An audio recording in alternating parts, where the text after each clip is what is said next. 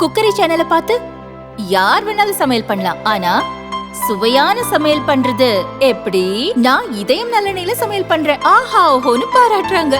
நீங்களும் இதயம் நல்லெண்ணெயில சமையல் பண்ணுங்க, பாராட்ட வாங்குங்க. தினம் தோறும் வாங்குவே இதயம் இதயம். இந்த கரூர் சம்பவம், அதாவது தவைக்கா தலைவர் மரியாதைக்குரிய விஜய் அவர்கள் பரப்புரை நடத்துகிற இடம் கரூரில் ஒரு பெரிய அசம்பாவிதம் ஒன்று நடந்திருக்கு. அது நடக்கும்போது நான் ஹாஸ்பிட்டல் இருந்தேன், உடல்நிலை சரியில்லாமல் ஹாஸ்பிட்டல் இருந்தேன். அதை டிவியில் பார்க்கும்போது பதறிச்சு, என்னடா இது அப்படின்னு சொல்லிட்டு. ஒரு உயிர் 41 உயிரில் வந்து குழந்தைங்க நிறையா இறந்துருக்காங்கன்னு கேள்விப்பட்டவுடனே பதறுது. அந்த குழந்தைங்க என்ன பாவம் பண்ணிச்சு, பாவம் மனசே கேட்கல. எப்படியாவது டிஸ்சார்ஜ் ஆன மறுநாள் போயே ஆகணும் அப்படின்றது என்னுடைய இதாக இருந்துச்சு. நான் ஏற்கனவே ஒரு ஹாஸ்பிட்டல்லேருந்து ஒரு பதிவு பண்ணியிருந்தேன். நேற்றுக்கு டிஸ்சார்ஜ் ஆனேன். டிஸ்சார்ஜ் ஆன கையோட இன்னைக்கு காலையில் கிளம்பி இங்கே வந்து அந்த சம்பவம் நடந்த இடத்த பார்த்தேன். அதுக்கப்புறம் வந்துட்டு இந்த குழந்தை ஒன்று இறந்துருச்சு. இந்த நிகழ்வு நடந்த பக்கத்துலேயே இறந்துருக்கு. அவங்க ஃபேமிலியை சந்தித்தேன். அவங்க ஃபேமிலியை சந்தித்து இன்னும் நிறைய பேர் சந்திக்க இருக்கிறேன். இந்த சம்பவத்தை பற்றி என்ன சொல்கிறேன்னு தெரியல. அதாவது பேசவே முடியல, ரொம்ப கஷ்டமாக இருக்குது.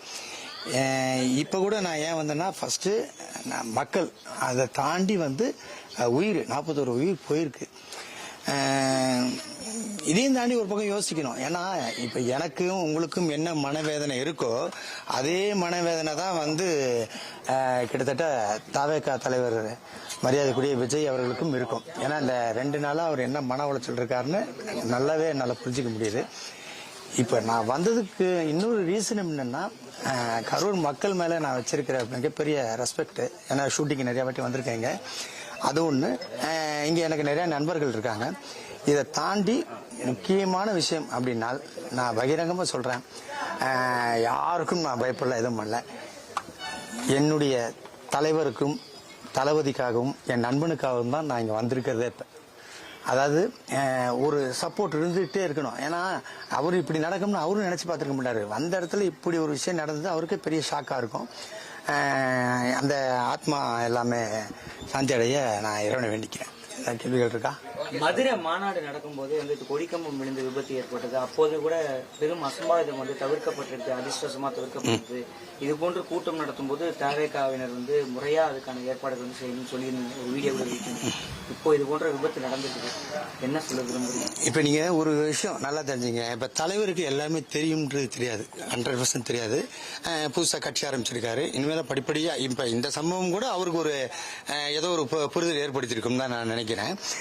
நீங்க தலைவர் விடுங்க, இந்த 2ஆம் கட்டமா இருக்கிறவங்க ஏன் இவ்வளவு ஒரு அஜாக்கிரதையா இருக்காங்கன்னு தான் என்னோட கேள்வி. அவங்க எல்லாருமே இந்த இடத்த பார்த்துருக்காங்க, இந்த இடத்த கொடுத்துருக்காங்க, இந்த இடத்த வந்து ஆய்வு செஞ்சிருக்காங்க, எல்லாம் பண்ணியிருக்காங்க. பட்டு நான் என்ன கேட்குறேன், இது இப்படிதான் டைம்ல நடக்கிறோம். குறிப்பா வந்து இந்த டைம்ல நீங்க வந்தா நல்லா இருக்கும்னு அந்த 2ஆம் கட்ட தலைவர் தான் வந்து தலைவர்கிட்ட சொல்லணும், அவருக்கு இன்சிஸ்ட் பண்ணி அதோட இம்பார்ட்டன்ஸை புரிய வைக்கணும். அப்பதான் அவருக்கு அந்த விஷயம் புரியும். ஏன்னா எதுக்காக நான் சொல்ல வரேன்னா, ஷூட்டிங் பண்ணும்போது 7 மணி கால் சீட்னா 6:30 இருக்கிறவர் தான் விஜய் சார்.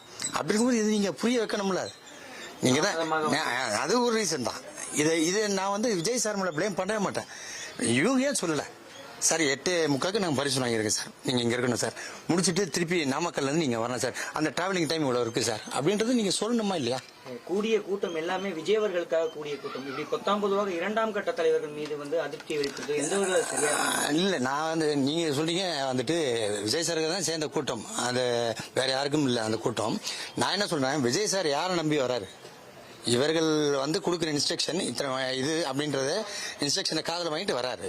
அப்படி இருக்கும்போது நீங்க வந்துட்டு அவர் வந்து விஜய் சார் வந்து இவங்க நம்பி வராரு, மக்கள் விஜய் சார் நம்பி வர்றாங்க, அதான் உண்மை. ஆனால் ஒரு ப்ராப்பரான இன்ஸ்ட்ரக்ஷன் யாருக்கு கொடுக்கணும்னு நான் கேட்கிறேன் சார், வேற ஒண்ணுமே இல்லை. 2ஆம் கட்ட தலைவர்களுடைய செயல்பாடு அதிருப்தியில இருக்கு. 100% பகிரங்கமா சொல்றேன், அதிருப்தியில இருக்கு. 2ஆம் கட்ட தலைவர்னு பொதுச் செயலாளர், அந்த நம்ம ஆதவர்ஜன் அண்ணன், அதுக்கப்புறம் நம்ம சிடி நிர்மல்குமார் அண்ணன் இவங்களாம் ஆல்ரெடி அவங்களுக்குலாம் வந்து அரசியல் நல்லா தெரியும். Well trained person. புதுசாக இன்னைக்கு வரலாம் அவங்க அரசியலுக்கு எல்லாமே கிளீனாக தெரியும். அப்படிப்பட்டவங்க ஒரு தலைவரை கைட் பண்ணுறதுல ஏன் தவறாங்கன்னு தான் கேட்குறேன். கரூர் மாவட்ட செயலாளர் சரி, இப்போ ஒரு வீடியோ வெளியிட்டிருக்காரு சார். அதை கூட அவர் என்ன சொல்றாரு, நீங்க என்ன இது வேணா பண்ணுங்க, என்ன சாதனை அங்க கூட அவங்களை விட்டு கொடுக்கலையா அவரு? புரியுதா உங்களுக்கு? இப்ப ஒண்ணுமே இல்லைண்ணே, இப்ப நான் வரேன்னு ஒரு தகவல் உங்களுக்கு கிடைச்சிருக்கு. தகவல் சொன்ன உடனே அடுத்த நிமிஷம் நீங்க அலர்ட் ஆறீங்களா இல்லையா? பாலாஜி வராரு இந்த மாதிரி விஷயம் சொல்லிட்டு, இந்த இது கூட ஏன் அவர் அலர்ட் பண்ண முடியலன்னு தான் நான் கேட்கறேன் உங்களை. கரூர் மாவட்ட செயலாளர் இன்று நேற்று கைது செய்யப்பட்டிருக்கிறாரு. அவருக்கு தேவையான சட்ட உதவிகள் கூட கட்சியின் தலைமை தரப்புல வழங்கப்படவில்லை அப்படின்ற குற்றச்சாட்டும் குடும்பத்தினர் தரப்புல முன்வைக்கப்படுது. அது நமக்கு அவங்க அணுகிருக்காங்களா என்னன்னு நமக்கு தெரியாது. தாவேகாவுல வழக்கறிஞர் அணியெல்லாம் இருக்கிறாங்க. போதிய அளவுல ஒரு நல்ல வழக்கறிஞரை நியமித்து அதற்கான சட்ட பாதுகாப்பு என்பது அவருக்கு வழங்கப்படலன்ற ஒரு குற்றச்சாட்டு பகிரங்கமா வைக்கப்படுது. இன்னொரு விஷயம் என்னன்னு கேட்டா, கட்டமைப்பு கொஞ்சம் இது பண்ணிக்கிறோம், அதான் மெயின். அதாவது யாரு எப்ப என்ன ஆலோசனை சொல்லுவாங்கன்னு தெரியாது. அதை வந்து நல்ல ஆலோசனையா கூட இருக்கலாம். நான் தான் ஒரே வாரம் சொன்னேன், இந்த சம்பவம் தாவேகா தலைவர் விஜய் அவர்களுக்கு நல்லாவே சில விஷயம் புரிய வச்சிருக்கு. அவருக்கு அவர் நிறைய அனலைஸ் பண்ணுவாரு. என்னன்னா கூட இருக்கிறதுனால தெரியும், நிறைய அனலைஸ் பண்ணுவாரு. என்னுடைய குற்றச்சாட்டு ஃபுல்லாவே ரெண்டாம் இவங்களோட மேல தான். இவங்க வந்து கைட் பண்ணிடணும். இவங்க கைட் பண்ணி இது இப்படி இருந்திருக்கணும், இந்த டைமுக்கு வரணும். மெயினா டைம் சார். நீங்க பர்மிஷன் வாங்குறீங்களா சார்? நீங்க போலீஸ் ஸ்டேஷன்ல பர்மிஷன் வாங்குறீங்க, இந்த டைம் ஏன் நீங்க அவர்கிட்ட சொல்லல? அப்படி நீங்க இன்சிஸ்ட் பண்ணி இதோடைய வேல்யூவேஷனை சொன்னாதான் தெரியும் அவருக்கு. ஓகேங்களா? ஷூட்டிங் அதை வேற, போறாரு நடிக்கிறாரு சம்பளம் வருது அதெல்லாம் வேற. இது பொலிட்டிக்கல் இருந்தபோது அவருக்கு நீங்க ஆலோசனை வழங்க உங்களையே அப்ப கூட வச்சிருக்காரு. இவ்வளவு நீங்க எக்ஸ்பீரியன்ஸ் ஆனாலும் ஏன் கூட வச்சிருக்காரு சொல்லுங்க? நான் கட்சியில் எந்த பதவியிலும் இல்லை. இருந்தாலும் நான் எதுக்கு இதை சொல்றேன்னா, ஒரே ஒரு விஷயம் நண்பர், அதை தாண்டி அவருக்கு சில விஷயம் புரியலன்னா அதை நீங்க புரிய வைக்கிறதுக்காக தான் கூட இருக்கீங்க. அனிதா மரணம், தூத்துக்குடி துப்பாக்கி சூடு இதெல்லாம் வந்தாரு, இடங்களுக்கு சென்றாங்க. ஆனா இன்னமும் கூட இந்த மக்களுக்கு வருவார் சார். இப்ப நான் சொல்லியிருக்கேன் சார், இப்ப வருவார், டெஃபினட்டா வந்து பாப்பார். நீங்க பாருங்க, டெஃபினட்டா வருவார், ஷோரா வருவார். இந்த பாதிக்கப்பட்ட மக்களை கண்டிப்பா சந்திப்பார் சார்.